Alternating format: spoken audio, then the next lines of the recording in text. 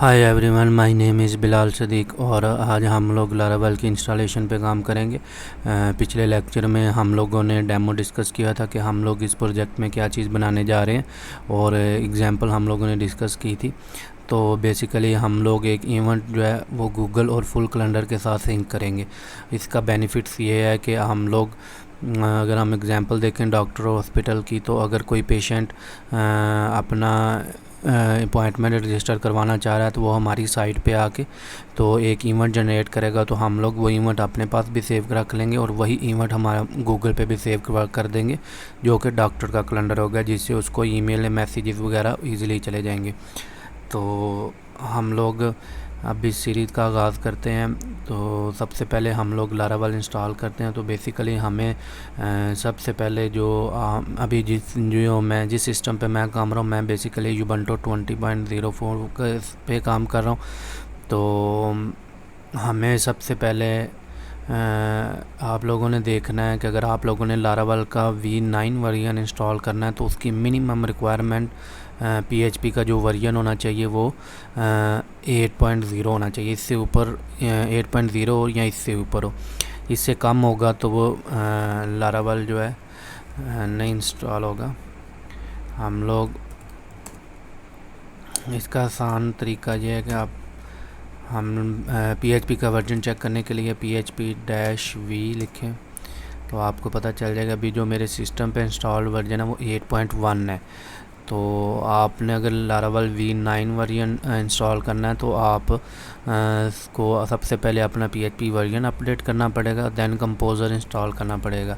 अभी मेरे सिस्टम पे ऑलरेडी कंपोज़र इंस्टॉल है, तो अब मैंने कंपोज़र का वर्जन, अगर आप लोगों के पास नहीं है अगर तो आप यूबंटू यूज़र हैं तो आप जस्ट एक कमांड लिखेंगे sudo apt get install composer, तो ये आपका कंपोज़र इंस्टॉल हो जाएगा। अगर फिर भी किसी ऑपरेटिंग सिस्टम मतलब विंडो पे हैं आप या मैक पे हैं, तो अगर आपको किसी चीज़ में इशू आ रहा है तो आप कमेंट सेक्शन में कमेंट करके पूछ सकते हैं।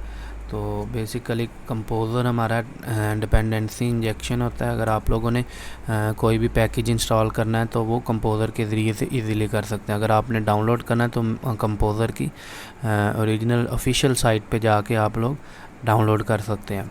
तो मैं यूबंटू यूज़ कर रहा हूँ, तो मैंने कमांड लाइन के ज़रिए से कि अगर आप लोग विंडो यूज़र हैं तो वो आपको एक्जी फाइल मिल जाएगी जो कंपोज़र को इंस्टॉल करने के लिए। तो हम लोग अब लारावेल का V9 वर्जन इंस्टॉल करते हैं। तो हम लोग सबसे पहले लारावेल की डॉक्यूमेंटेशन में जाते हैं। हम लोग यहाँ पे ये इंस्टॉलेशन के काफ़ी तरीके हैं। हम लोग जो बेसिकली यूज़ करेंगे, हम लोग कंपोज़र को यूज़ करेंगे। कंपोज़र के ज़रिए से हम लोग अपना प्रोजेक्ट क्रिएट करेंगे। तो अभी मैं होम पे हूँ, तो या एग्जाम्पल ऐप की जगह पे हम लोग अपना नाम दे सकते हैं इवेंट्स से गूगल। तो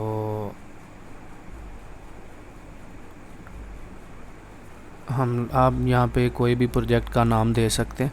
तो मैं बेसिकली इवेंट सिंक गूगल के नाम से बना रहा हूँ। तो अब मैं इसको इंस्टॉल करता हूँ। तो ये लारावेल का V9.3 पैकेज इंस्टॉल होगा, फ्रेमवर्क इंस्टॉल होगा हमारे सिस्टम पे। तो ये सारे पैकेजेस वगैरह इंस्टॉल हो गए। तो अभी हम लोग cd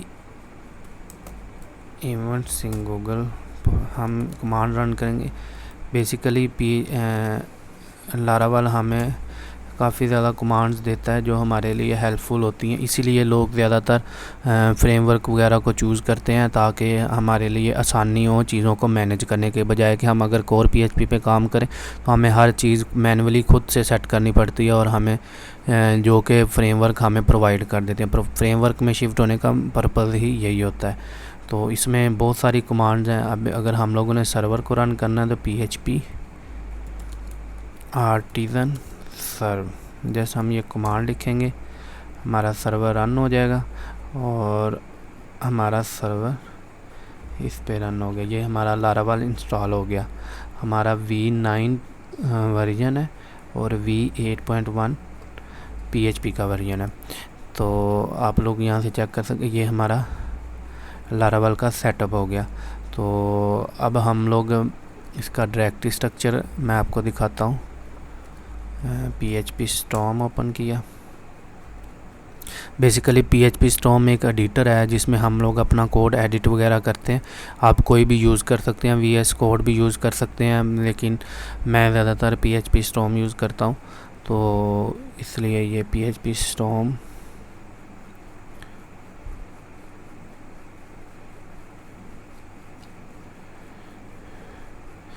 हम अपने प्रोजेक्ट को ओपन करते हैं। ये मेरा होम पे इवेंट्स इन गूगल।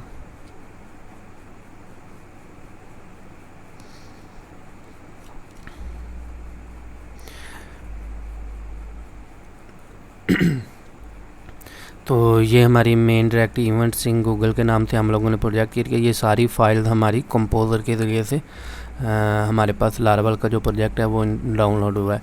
तो हम लोगों ने जब कंपोज़र रन किया तो उसके जितने भी पैकेज हैं वो हमारे पैकेजेस वेंडर के फ़ोल्डर में जाएंगे।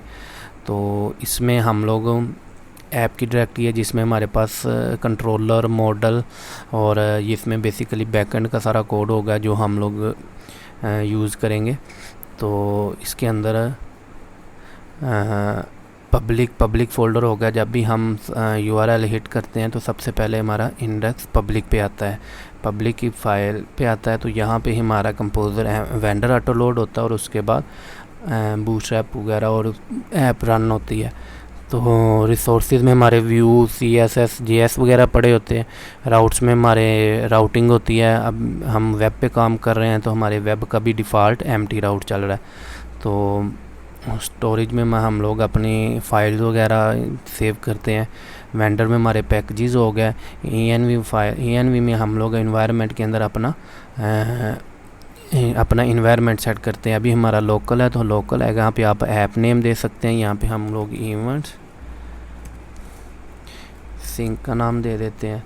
उसके बाद हमारे पास ये हमारी DB कनेक्शन है, हम लोग DB का कनेक्शन करेंगे यहाँ पे। तो ये अभी हमें रेडिस वगैरह ये चीज़ें नहीं चाहिए। हम मेलर, अगर आप लोगों को ईमेल वगैरह सेंड करनी है तो हम यहाँ पे उसकी कॉन्फ़िगरेशन कर लेंगे। बेसिकली जब हम लोग ये इन्वायरमेंट फ़ाइल इसलिए होती है क्योंकि हमारी लाइव की और लोकल की फ़ाइल जो होती है चेंज होती है, क्योंकि हमने लाइव पे हम लोगों ने इन्वायरमेंट अपना प्रोडक्शन रखना होता है और उसकी क्रेडेंशियल भी चेंज होती हैं, और लोकल पे हमारे पास जो क्रेडेंशियल होती हैं वो चेंज होती हैं, लोकली होती हैं। तो इसलिए इन्वायरमेंट में हम वो ऐसे वेरिएबल जो दोनों साइड पे चेंज हों तो हम उसको इन्वायरमेंट में रखते हैं। और इसकी सारी कॉन्फ़िगरेशन जो होती है ये देखें, हम लोग ऐप की कॉन्फ़िगरेशन करनी है। आप नेम आ गया, ये इन्वायरमेंट में से आ गया। तो उसके बाद ये जितने भी वेरिएबल हैं ENV में से उठाएगा। तो हम टाइम जोन UTC में रखा हुआ, अगर आप लोगों ने इसको भी चेंज करना है लोकल और लाइव के साथ है तो हम इसको भी ENV में रख सकते हैं। तो उसके बाद हमारी डेटाबेस आ गई।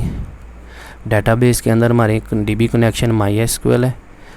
तो डिफ़ॉल्ट कनेक्शन तो हमने ENV में भी सेट किया हुआ है, DB कनेक्शन MySQL।